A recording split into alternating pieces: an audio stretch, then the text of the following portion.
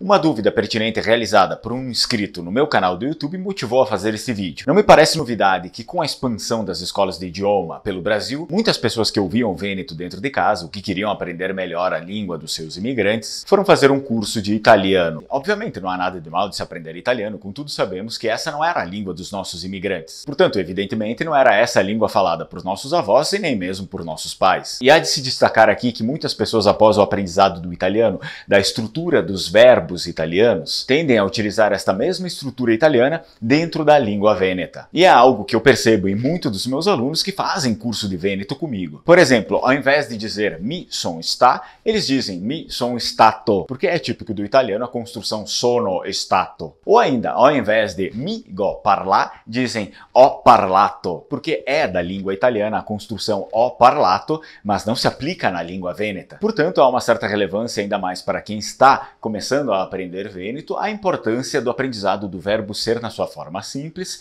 e, obviamente, como o conjugamos no passado. Mencionarei aqui algumas formas vênetas mais corriqueiras para a gente aqui no Brasil, evidentemente. Mi son, ti te si, lu el je ou lu le, ela la je ou ela le, no antri, ni altri, noi altri, nantri. São todos vênetos e todos corretos. Vocês podem usar o que vocês quiserem, de preferência aqueles que vocês já falam, obviamente. Então, no antri semo e no antre semo na conjugação feminina. Vu altri, vi altri, voi altri, vantri, valtri. Também são todos vênetos e obviamente estão todos corretos. Utilizem aquele que vocês já falam. Então, valtri si e valtre si na conjugação feminina. Lori ou luri ise e lore lege na conjugação feminina. Mi son sta, ti te si sta, lu el je sta ou lu le sta.